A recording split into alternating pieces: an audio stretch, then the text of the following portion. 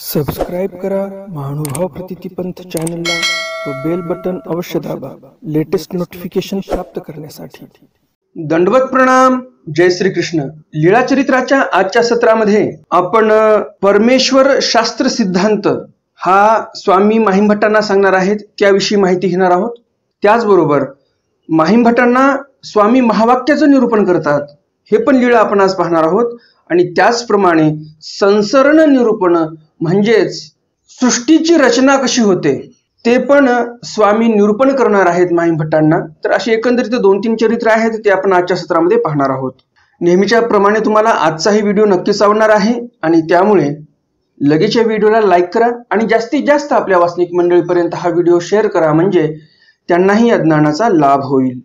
आजचं सत्र सुरू करण्याअगोदर आपण आजचा तिथीवार जाणून घेऊया आणि नंतर आजच्या सत्राला सुरुवात करूया। आजचा तिथीवार आहे ज्येष्ठ शुद्ध तृतीया, रविवार, प्लवनाम संवत्सर शके 1943, अंग्ल दिनांक 13 जून 2021, युगाब्ध 5123। कालच्या सत्रामध्ये मी प्रश्न विचारला होता, प्रत्येकाच्या जीवनातील खरा पुरुषार्थ कोणता आहे, कोणता असायला पाहिजे? त्या प्रश्नाचं उत्तर काय आहे आणि कुणी कुणी त्या प्रश्नाची बरोबर उत्तरे दिलेली आहेत हे आपण व्हिडिओच्या शेवटी पाहणार आहोत। आणि कालचं सत्र कुणी पाहिलं नसेल तर वर आय बटन मध्ये मी तो व्हिडिओ दिलेला आहे, आय बटनला क्लिक करा आणि तो व्हिडिओ तुम्ही पाहू शकता।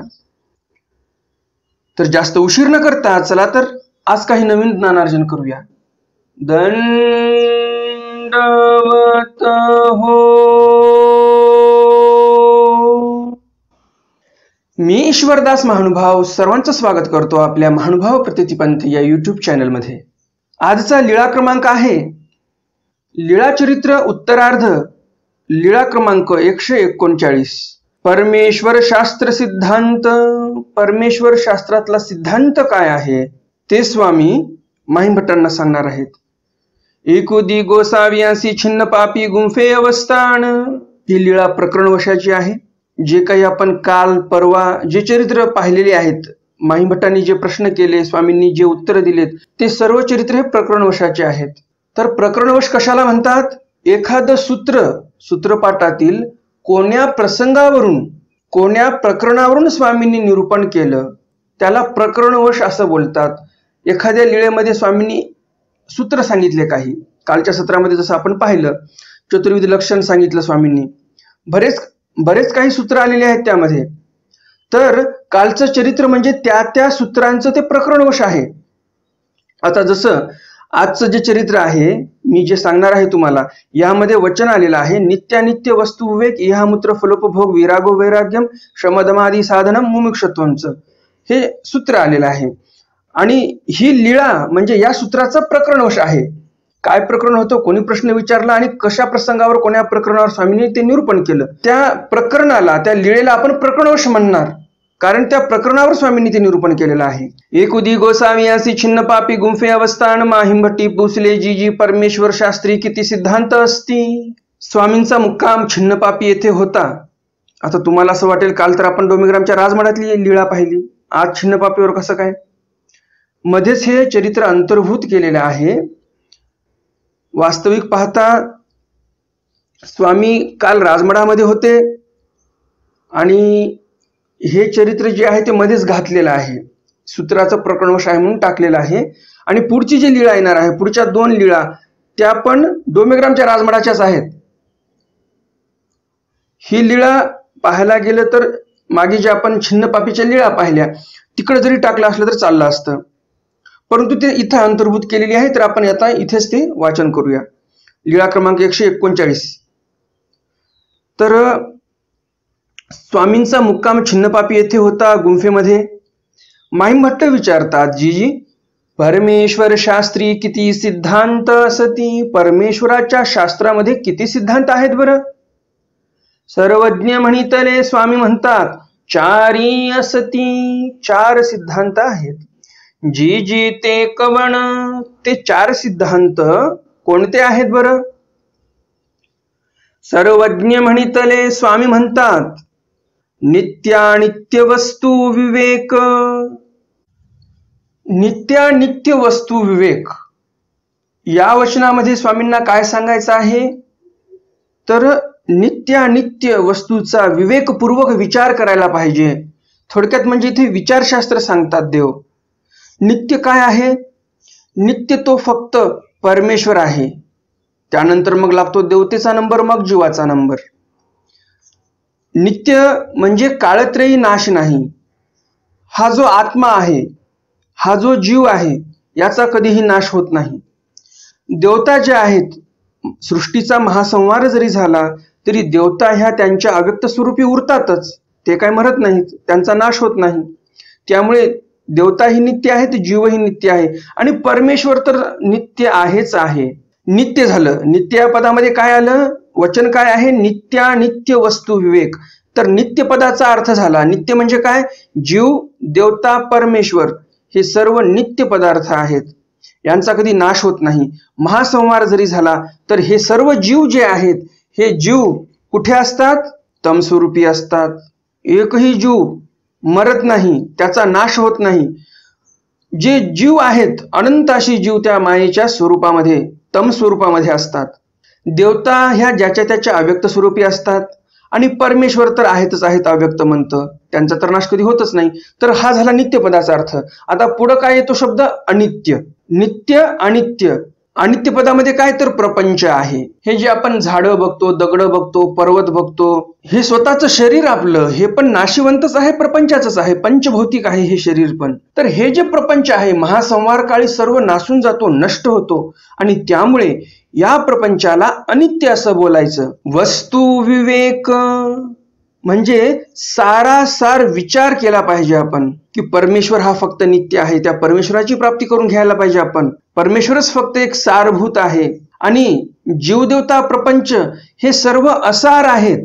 असा सारासार विचार आपल्याला करता आला पाहिजे. असा सारासार वस्तू विवेक विचार करून आणि मग अंतर्मनाचा निग्रह केला पाहिजे आपण. आणि मग जे काय आपल्याला अंतर्निग्रह, बाह्य निग्रह करायचे आहेत ते केले पाहिजे. तर आता नित्यानित्य वस्तू विवेक जे आहे, या वचनाचा अर्थ पाहिला आपण. आता पाहूया इहामूत्र फलोपभोग विरागो वैराग्य या सूत्राचा अर्थ. इह म्हणजे काय? इहलोक. हे जे मृत्यू लोक आहे, इहलोक, ते इहलोक. अमूत्र म्हणजे काय? तर देवता लोक. इहामूत्र फलोपभोग, जे काही फळोपभोग आहेत, फळ हे झाले देवतालोकीचे आणि उपभोग म्हणजे कोणते? तर इहलोकामध्ये जे काही गाडी, बंगला, घोडा, गाडी जे काही आहेत, जे अष्टभोग परिपूर्ण जीवन जगत आहेत लोक, मग त्या अष्टभोगामध्ये सर्व काही भोग आले तर त्याला म्हणतात उपभोग. विरागो वैराग्यम, या सर्वांवर, देवतापैकीचे फळ असतील संचारी सुखाचे, त्याच्यावरही विरमता आली पाहिजे आपली. आणि जे इहलोकातले उपभोग आहेत यावर पण विरमता आली पाहिजे.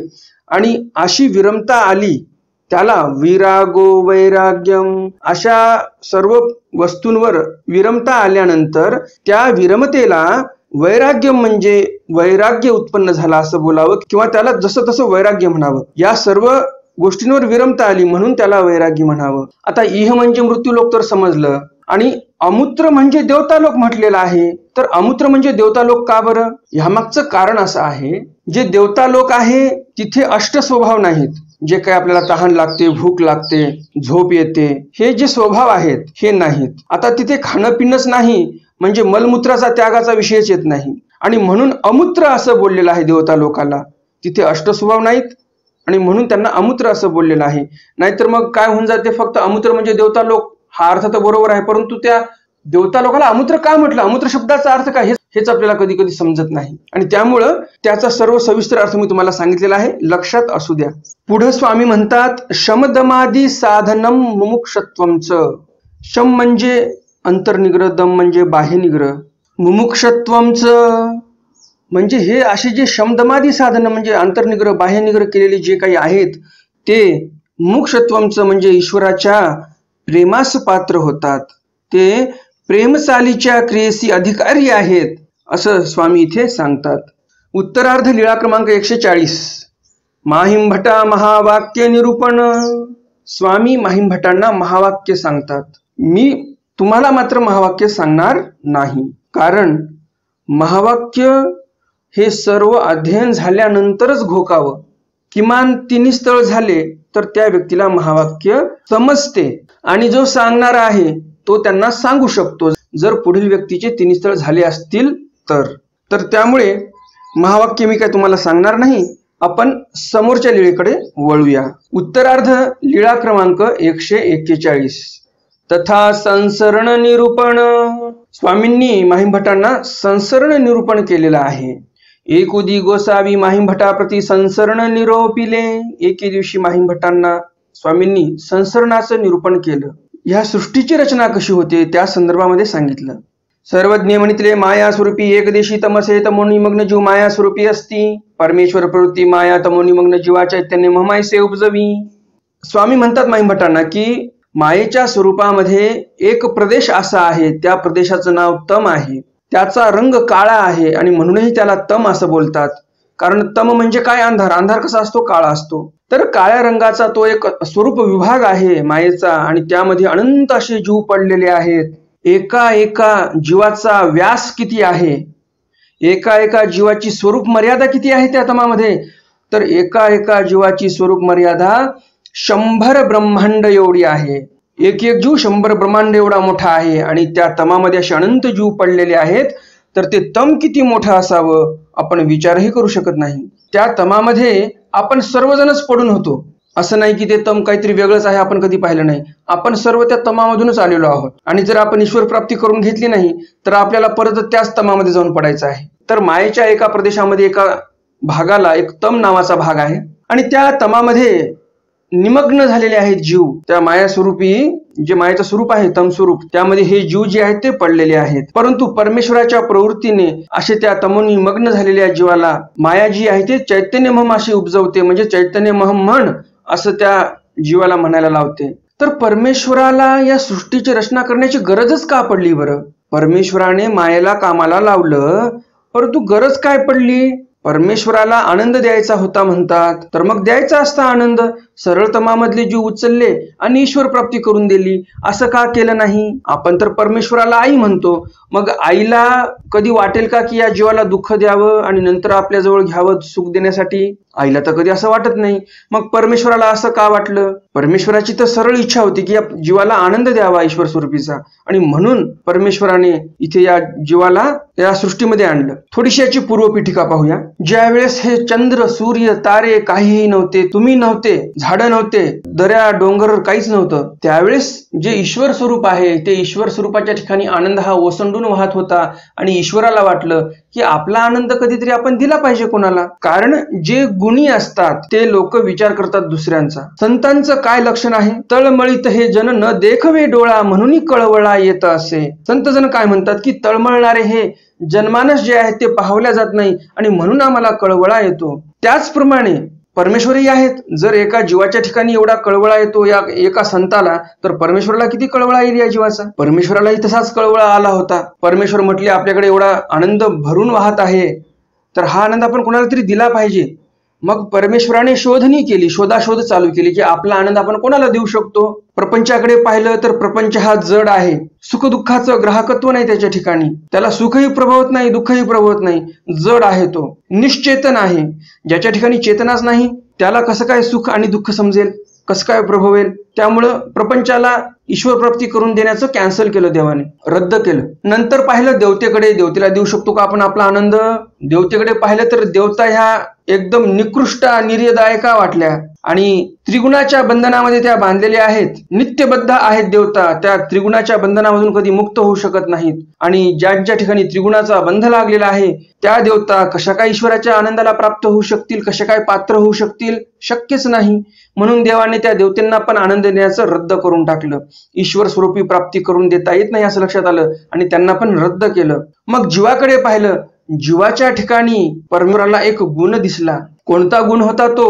तो गुण होता सर्वाधिकारी. हा जीव सर्वाधिकारी आहे. त्याला तुम्ही नरकात टाकलं तर नरकातलं दुःख भोगेल. देवतेच्या ठिकाणी पावन करून दिलं तर त्या देवतेच्या ठिकाणचं फळोपभोग घेईल.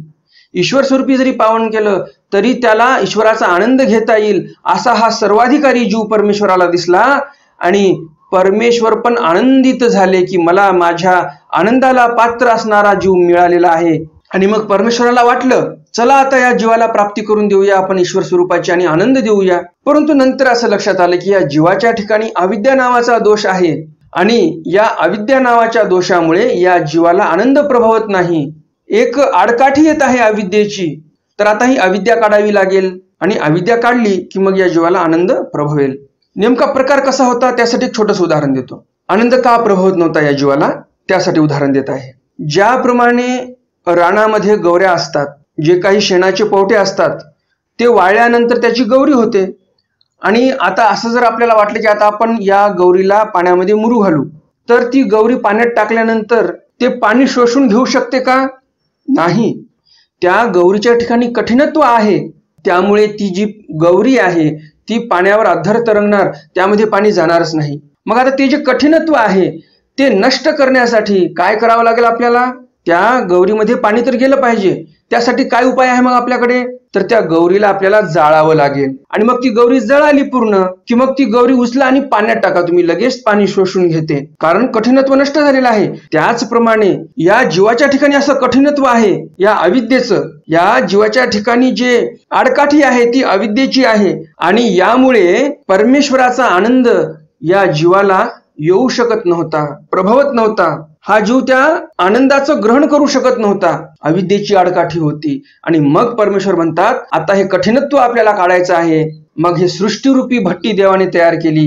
ज्याप्रमाणे त्या गौरीला जाळलं आणि नंतर त्या गौरीने पाणी शोषून घेतलं, त्याप्रमाणे हे सृष्टीरूपी भट्टी देवाने तयार केली. आता या भट्टीमध्ये या जीवाला चांगलं जाळून ते कठीणत्व नष्ट करायचं आहे परमेश्वराला आणि मग ईश्वर स्वरूपी पावन करून द्यायचं आहे.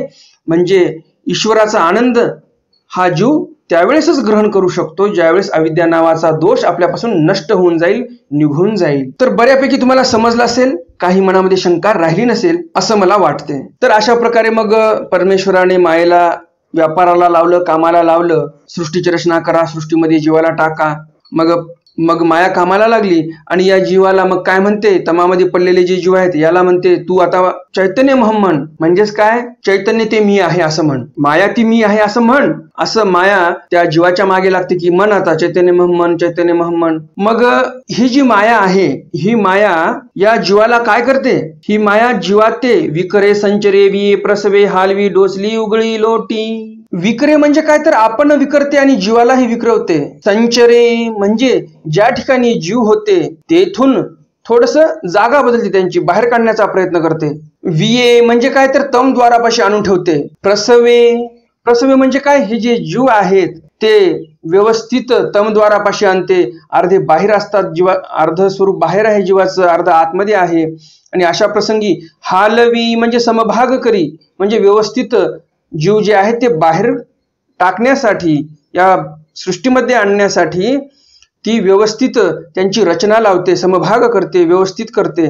डोचली म्हणजे या जीवाला सावध करण्याचा प्रयत्न करते, सावध करते. उगळी म्हणजे या तमाच्या बाहेर, जे मायेचं तम आहे त्या तमाच्या बाहेर या जीवाला घालते. लोटी म्हणजेच काय? तर ज्या ब्रह्मांडातले त्या ब्रह्मांडात हे जीव सर्व लोटून देते माया. परमेश्वर प्रवृत्ती माया व्यापार वश अविद्यात्मक जीव चैतन्य ममसे घेऊन उठती. चैतन्य मम जीवा जन्म बोली जे अन्यथा ज्ञान बोली जे अद्यमळ बोली जे माया सृष्टी जीव जीव सृष्टी प्रपंच माया कृत जीव जीव कृत प्रपंच माया कार्य जीव जीव कार्य प्रपंच. अशा प्रकारे जे जीव आहेत ते काय होतात? चैतन्य मम म्हणतात. आणि चैतन्य मम म्हटल्यानंतर लगेच त्यांचा जन्म झाला. अन्यथा ज्ञान त्यांनी बोललेलं आहे. चैतन्य मम म्हणजे काय? तर अन्यथा ज्ञान आहे. तो आहे स्वतः जीव, परंतु म्हणत आहे माया मी आहे, त्यामुळे ते अन्यथा ज्ञान आहे. मग काय झालं त्याचं कार्य? तर अद्यमळ बोली जे म्हणजे त्या जीवाच्या ठिकाणी अद्यमळ लागला. अद्यमळ कोणाला म्हणतात? जो मायेचा मळ आहे. अद्य म्हणजे सर्वात सुरुवातीला लागला त्याला, म्हणून त्याला अद्यमळ म्हणतात. मग सर्व कार्य पुढे होत राहते. माया सृष्टी जीव जीव सृष्ट प्रपंच म्हणजे मायेने जीवाचं सृजन केलं आणि जीवाने प्रपंचाचं सृजन केलेलं आहे. मायाकृत जीव म्हणजे मायेने जीवाचं कर्तृत्व केलं आणि जीवाने कोणाचं कर्तृत्व केलं? जीवकृत प्रपंच, जीवाने कर्तृत्व केलं प्रपंचाचं. माया कार्य जीव म्हणजे माया कारण आहे आणि जीव कार्य आहे. आणि जीव जे आहे ते जीव कारण ठरते. कशाला? तर प्रपंचाला. प्रपंच हे कार्य आहे जीवाचं आणि या प्रपंचाचं कारण कोण आहे तर हे जीव आहेत. या परी माया जीवा ते जन्मोनी आपण उदासीन होई. अशा प्रकारे या जीवाला या ब्रह्मांडामध्ये टाकलं आणि मग माया जी आहे ते उदासीन होय. परंतु सूत्राला सांडत नाही. जे काही सूत्र आहेत परमेश्वराचं जे काही व्यापार करण्याचं काम आहे त्यांच्याकडचं ते माया सोडत नाही. आणि मग अशा प्रकारे सगळ्या देवतेंची मलरचना करते हा जीव. परिसूत्रात न संडी जीव मायेसी अधीन होय का प्रपंचासी अधीन होय मध्ये असण्याची नाही. जन्माला साता जीव क्षणपर्यंत शुद्ध असे मग मिळे. चैतन्य मूर्तिकापर्यंत मिळे. चैतन्य असे जीव मूर्तिकापर्यंत मिळे. चैतन्य चैतन्यापर्यंत उजळे. चैतन्य असो जीव चैतन्यापर्यंत उजळे. अनाचा करणार त्यासे अभिमान मग जीव प्रपंचाते रची. कारची जे अधमती अधगती अधरती म्हणून रची. काईसेन रची तैतया सामर्थ्य ती मग जीव नाही तेची एक गंधर्व नगराकार विश्वरची तया माझी रिगे तादात्मक होय विश्वमय से भुजे. मग जीव नाही तेची एक गंधर्व नगराकार अष्टदा प्रकृती रचिते माझी रिगे तादात्मक होय प्रकृती रहमय से भुजे. मग जीव नाही तेची एक गंधर्व नगराकार अनेकदा विकृती रचिते माझी रिगे तादात्मक होय विकृती रहमय से भुजे. मग जीव नाही तेची एक गंधर्व नगराकार अनेकदा विकृती रचिते माझी रिगे तादात्मक होय विकृती रहमय से भुजे. या परी मनुष्यपर्यंत मिळे. मग जीव चतुर्विध कर्मफळा जाती स्वर्ग नरक कर्मभूमी मोक्ष. या ते चतुर्विध कर्मफळ बोलीजे. या परी मागुते जैसी असली तैसी सृष्टी रची. माया परमेश्वराची प्रवृत्ती ओळगे. तर माया काय करते पुढं या जीवाला सामर्थ्य देते मळ रचना करण्यासाठी. क्रमाने क्रमाने क्रमाने सर्व देवतेंचे मळ हा जीव रचतो आणि मग अशी सर्व मळांची रचना झाली. शेवटी यक्षिणीचा मळ रचला की मग हा जीव चतुर्विध कर्मफळाला जातो. स्वर्ग नरक कर्मभूमी मोक्ष. ज्या जीवाने जसे कर्मफळ केले होते तसे तिथे ही माया टाकून देते आणि पूर्वी जशी सृष्टी होती तशी सृष्टी माया पुन्हा रचते. मग आता अशी सृष्टी रचना केली मग माया रिटायरमेंट घेत असेल तसं नाही म्हणाले. माया परमेश्वराची प्रवृत्ती ओळखी म्हणजे परमेश्वर काय आज्ञा देतात पुन्हा ह्याकडे माया ही लक्ष देऊन असते. प्रवृत्ती ओळखी म्हणजे काय जशी दासी मालक काय सांगतात याकडे लक्ष देऊन असते त्याप्रमाणे ही जी माया आहे ती परमेश्वराकडे लक्ष देऊनच असते की परमेश्वराला कोणती प्रवृत्ती कधी होईल. आणि म्हणून इथे स्वामी म्हणतात की माया परमेश्वराची प्रवृत्ती ओळखे. तत्पर असते माया परमेश्वर काय आज्ञा देतील हे जाणून घेण्यासाठी आणि आज्ञा दिली की लगेच कामाला लागत असती माया. तर तुम्हाला हे संसरण समजलंच असेल. मी जास्त काही खोलात गेलो नाही.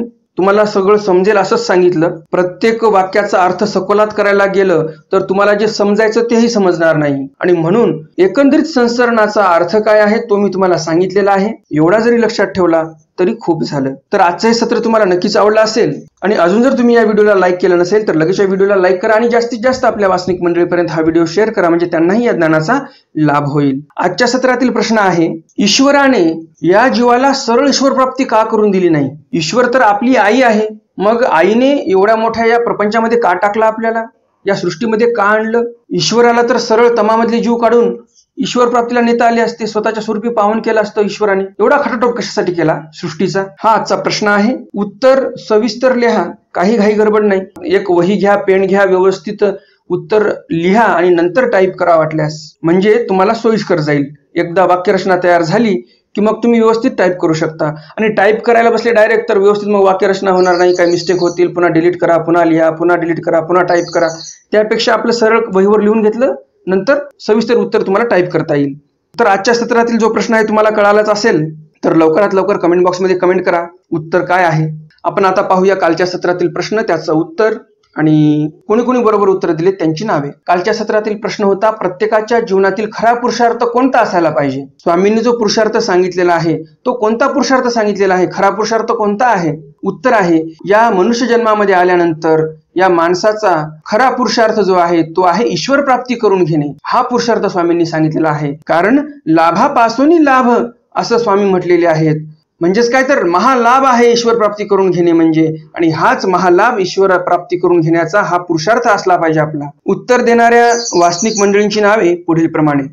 विश्वासजी गोरे तारामावशी पटाईत पंडितजी जावळे निर्मलाताई जावळे अरुणाताई वांगे प्रभाकरजी मुंगल अशोकजी वांगे लताताई चिपडे निर्मलाताई फिरके तुकारामजी खानसुळे साहेबरावजी पाटील ज्ञानेश्वरजी महाजन नंदुताई चांदूरकर संदीपजी मेहत्रे, एकनाथजी माळी, दीपाताई चौके, भास्करजी चौधरी, वैभवजी महाजन, जिजाताई लिपारे, प्रकाशजी भडाळे, प्रशांतजी सोनवणे, योगिताताई चौधरी, अंजनाताई पवार, मंगलाताई मेटे, पूनमताई जगताप, हेमाताई कोकाटे, देवानंदजी काकडे, राजारामजी भागवत, संध्याताई सुरेश, सुचिताताई दांडे, ज्योत्स्नाताई भिरूड, योजनाताई भरते, कमलताई टोणपे, नरेंद्रजी मेश्राम, बाळासाहेबजी काळोखे, मीनाक्षीताई पाटील, निवृत्तीजी खाडे, दत्ताजी हमरे, नंदकुमारजी डरांगे, नंदुताई पटाईत, उदयजी वागुरमेकर, शालिनीताई राऊत, मुकुंदजी वनारसे, राजश्रीताई माने, डॉक्टर सतीशजी उरे, हर्षिकाताई नाखले, तनुजाताई पटाईत, अनिताताई पाटील, गुंजनताई भोयर, मयुरीताई दीक्षित, आशाताई दीक्षित, कांताताई खानसुळे, रुपालीताई भिसे, सुरेशजी जावळे, कुलदीपजी गजभिये, सचिनजी शिंगोटे, प्रतीक्षाताई बोबडे, डॉक्टर केशवजी बारटक्के, सुरेशजी केके, सुजाताताई पाटील, किसनरावजी जाधव, काशीनाथजी पाटील, अंजलीताई काकडे, नंदुताई पटाईत या सर्व वासनिक मंडळींनी अगदी बरोबर उत्तर दिलेली आहेत. तुम्हा सर्वांचं खूप खूप अभिनंदन. ज्याप्रमाणे कालच्या प्रश्नाचं तुम्ही उत्तर दिलं त्याचप्रमाणे आजच्याही प्रश्नाचं तुम्ही नक्कीच उत्तर देणार अशी अपेक्षा आहे. तर भेटूया उद्याच्या सत्रामध्ये स्वामींच्या काही नवीन चरित्रासह, ज्यामध्ये स्वामी माहिमभटांना देवता तथा क्रिया स्वरूप निरूपण, देवतेच्या संदर्भामध्ये आणि क्रियेच्या संदर्भामध्ये स्वामी निरूपण करणार आहेत माहिमभटांना. हे चरित्र आपण उद्याच्या सत्रामध्ये पाहणार आहोत. चरित्र मोठं आहे आणि माहिमभट्ट जिज्ञासा करत आहेत म्हणजे साहजिकच आहे, प्रश्न मोठे राहणार, स्वामींचे उत्तर मोठे राहणार आणि त्याचे विश्लेषण करण्यासाठी पण भरपूर वेळ लागणार आहे उद्या पण. त्यामुळे उद्या एकच चरित्र होणार आहे. आणि हे चरित्र तुम्हाला वाटत असेल तुमच्याकडून सुटू नये तर लगेचच्या चॅनलला सबस्क्राईब करा, बेल बटन दाबा आणि ऑल ऑप्शन सिलेक्ट करा, म्हणजे उद्याचं स्वामींचं चरित्र जे खूप महत्वपूर्ण आहे ते तुमच्याकडून सुटणार नाही. तर भेटूया उद्याच्या सत्रामध्ये स्वामींच्या एका नवीन चरित्रासह. तोपर्यंत दंडवत प्रणाम. जय श्रीकृष्ण. दंडवत हो.